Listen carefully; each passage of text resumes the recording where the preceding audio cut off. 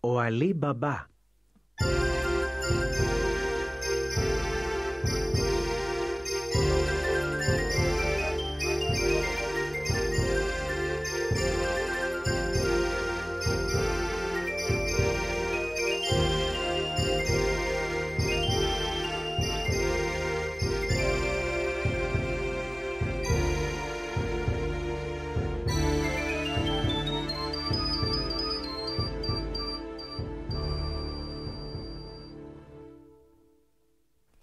Μια φορά και έναν καιρό στην Περσία, εκεί πολύ μακριά στο Ισπαχάν, ζούσε ένας φτωχός άνθρωπος, αλλά πολύ καλός και αγαθός, που τον έλεγαν Αλή και όλοι τον φώναζαν Χαζοαλή. Βλέπεις, όταν κάποιος είναι καλός και αγαθός, όλοι τον φωνάζουν Χαζό. Ο Αλή λοιπόν ζούσε με τη γυναίκα του, που δεν ήταν καθόλου καλή, και όλο τον γκρίνιαζε και του δημιουργούσε προβλήματα. «Βαρέθηκα τη φτώχεια σου, άντρα. Κάνε κάτι να βγάλεις λεφτά. Πολλά λεφτά. Έχουμε ανάγκες. Αλλά τέτοιος που είσαι, πού να δουλέψεις?» Είσαι πολύ απαιτητική γυναίκα. Και τα 60 σπίτια του χωριού μας είναι φτωχά. Οι άλλοι συγχωριανοί μας μάλιστα έχουν λιγότερα χρήματα από τα δικά μας και είναι και πιο φτωχοί από μας. Δεν ξέρω τι κάνουν οι άλλοι. Εμείς όμως πρέπει να έχουμε πολλά λεφτά. Να καλοπερνάμε. Πλάι στο σπίτι του Αλή Μπαμπά βρισκόταν το σπίτι του μικρότερου αδελφού του, του Κασίμ, που ήταν συμφεροντολόγος και πολύ σκληρός άνθρωπος, και κοίταζε μονάχα πώς να καλοπερνάει και αδιαφορούσε για τους άλλους, ενώ ολογρίνιαζε την καλή και πονόψυχη γυναίκα του. «Γυναίκα, είχαμε 3 καρβέλια ψωμί στο ράφι και τώρα βλέπω μονάχα 2. Τι έγινε το άλλο?» «Το έδωσα στη γειτόνισσα που είναι άρρωστη». «Και καλά, επειδή είναι αυτή άρρωστη, εμείς πρέπει να την ταΐζουμε?» Ένα πρωί ο Αλή Μπαμπάς παίρνει το δρόμο για το βουνό για να κόψει ξύλα. Εκεί λοιπόν που κόβει τα ξύλα, ακούει άλογα να καλπάζουν. Σκαρφαλώνει στο δέντρο γρήγορα και βλέπει μακριά πολλούς άγριους καβαλάριδες. Είναι ο φόβος του Ισπαχάν, οι 40 κλέφτες. Οι καβαλάριδες σταματούν μπροστά σε ένα μεγάλο βράχο και κατεβαίνουν από τα άλογά τους. Ένας από τους 40 κλέφτες, ο πιο άγριος και μεγαλόσωμος, στέκεται μπροστά στο βράχο και ψιθυρίζει ακαταλαβίστικα και μαγικά λόγια. «Σάσου σάκα σάκα σου μη, άνοιξε κρυφό λαγούμι». Και αμέσως ένα θαύμα γίνεται. Ένα κομμάτι του βράχου ανοίγει σαν πόρτα και οι 40 κλέφτες, κρατώντας από ένα γεμάτο σακούλι, μπαίνουν μέσα στην πόρτα του βράχου και χάνονται μέσα στο σκοτάδι. Σε λίγο βγαίνουν με άδεια τα σακούλια και ο μεγαλόσωμος αρχηγός τους λέει πάλι τις μαγικές λέξεις. «Σάσου κάσα κασούμι, κλείσε πια κρυφό λαγούμι». Και η πέτρινη πόρτα του βράχου κλείνει αμέσως. Ο Αλή Μπαμπά από εκεί ψηλά που ήταν όλα τα είδε και τα άκουσε. Και όταν οι 40 κλέφτες έφυγαν καλπάζοντας, κατεβαίνει σκεφτικός από το δέντρο του. Πρώτη φορά βλέπω τέτοιο βράχο που να καταλαβαίνει όταν του μιλάνε. Και προχωρώντας του λέει: Σα μουσα μάσου, άνοιξε μικρό λαγούμι». Μα το είπε λάθος και ο βράχος δεν άνοιξε. Τότε ο Αλή Μπαμπά σκέφτεται καλύτερα, ώσπου τέλος θυμάται το σωστό. «Σάσου κάσα κασούμι, άνοιξε κρυφό λαγούμι». Και τσουπ, το τετράγωνο κομμάτι του βράχου ανοίγει. Αμέσως ο Χαζοαλή χώνεται μέσα στο βράχο και βρίσκεται μέσα σε μια μεγάλη σπηλιά. Τα μάτια του θαμπώνονται από μια λάμψη.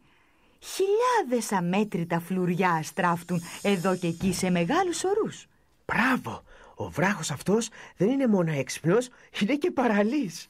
Ο Αλή Μπαμπά μένει για λίγη ώρα ακίνητος και βαθιά συλλογισμένος. Τέλος σκύβει σε έναν από τους ορούς, μετράει προσεκτικά 54 φλουριά, τα βάζει στην τσέπη του και λέει: «Με 50 φλουριά δεν θα είμαι κλέφτης, αν πάρω όμως ένα ακόμα τότε θα είμαι». Αμέσως μετά βγαίνει από τη σπηλιά και λέγοντας τα μαγικά λόγια κλείνει το άνοιγμα του βράχου. Μετά φορτώνεται τα ξύλα που είχε κόψει και γυρίζει στο σπίτι του. «Άργησες, Αλή. Γιατί? Να, βρήκα κάποιον χωριανό στο δάσος και πιάσαμε λίγο την κουβέντα. Με κουβέντες χάνεις τον καιρό σου. Δεν πας να δουλέψεις, να φέρεις χρήματα, γιατί είμαστε φτωχοί? Τα μεσάνυχτα ο Αλή Μπαμπά σηκώνεται σιγά σιγά από το κρεβάτι του και βγαίνει αθόρυβα από το σπίτι χωρίς να ξυπνήσει τη γυναίκα του και χάνεται γρήγορα σαν φάντασμα στο σκοτάδι. Το πρωί η Αλίσα ξυπνάει τον άντρα της. Αλή, ξύπνα! Το χωριό έχει πανηγύρι και εσύ κοιμάσαι? Οι συγχωριανοί μας έχουν μεγάλη χαρά. Το πρωί που ξυπνήσανε βρήκανε στο κατόφλι της πόρτας από ένα φλουρί 60 σπίτια, 60 φλουριά. Μόνο στο δικό μας κατόφλι δεν βρήκα τίποτα. Και εδώ η ατυχία σου. Δεν πειράζει, γυναίκα. Οι άλλοι είναι πιο φτωχοί από μας.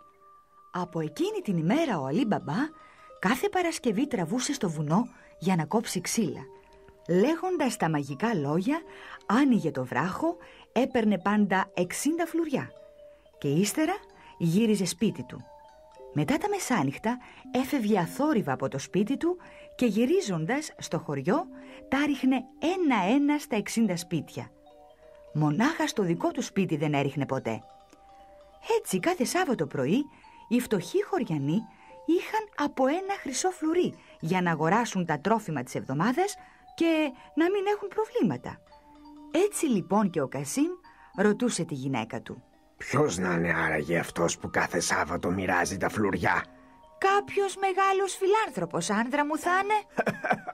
Είναι φιλάνθρωπος ή βλάκας με περικεφαλαία. Κι αντί να τα τρώει μονάχος του τα φλουριά, κάθεται και τα μοιράζει στους άλλους. Αχ, μόνο στο σπίτι του Αλή δεν έριξε ποτέ. Κάποια Παρασκευή λοιπόν βράδυ μετά τα μεσάνυχτα και την ώρα που ο Αλή Μπαμπά έβγαινε από το σπίτι, η γυναίκα του ξύπνησε από το θόρυβο και χωρίς να την καταλάβει εκείνη τον παρακολούθησε. Τον παίρνει ξοπίσω, ξυπόλυτη στο σκοτάδι και τον παρακολουθεί σαν σκιά. Με μεγάλη της έκπληξη τον βλέπει να γυρίζει στις πόρτες του χωριού και να ρίχνει κάτι κάτω από αυτές. Το πρωί συναντά κρυφά τον Κασίμ. «Κουνιάδε, ξέρεις ποιος μοιράζει τα φλουριά στα σπίτια? Ο αδελφός σου». Αυτός ο βλάκας, μα αυτός δεν έχει δεκάρα. «Κάποιον θησαυρό θα βρήκε». Πού να τον βρήκε το θησαυρό? «Αυτό πρέπει να μάθουμε και τότε θα τον μοιράσουμε εμείς χωρίς να το μάθει κανείς». Δίκιο έχεις. Μα δεν καταλαβαίνω. Γιατί τα φλουριά τα ρίχνει στα ξένα σπίτια? Γιατί δεν τα ρίχνει και στο δικό σας? «Για να μην αισθάνεται κλέφτης ο χαζό Αλή». Ο Κασίμ τρέχει αμέσως στο χωράφι του αδελφού του, τον πιάνει και αρχίζει να τον δέρνει. «Πες μου που βρήκες τα φλουριά!» Πουθενά, δεν ξέρω. Τέλος όμως ο Αλή Μπαμπά αναγκάζεται να του τα πει όλα. «Τώρα θα δεις πως κλέβουνε. Αν δεν γεμίσω με χρυσάφι τα κιούπια μου, να μην με λένε Κασίμ». 3 νύχτες ο Κασίμ με τον γάιδαρό του κουβάλαγε τα φλουριά στο υπόγειο του σπιτιού του από τη σπηλιά. Μα την 4η νύχτα, λίγα λεπτά πριν πει τα μαγικά λόγια για να ανοίξει ο βράχος, καλπασμοί αλόγων ακούγονται από μακριά. Εσύ!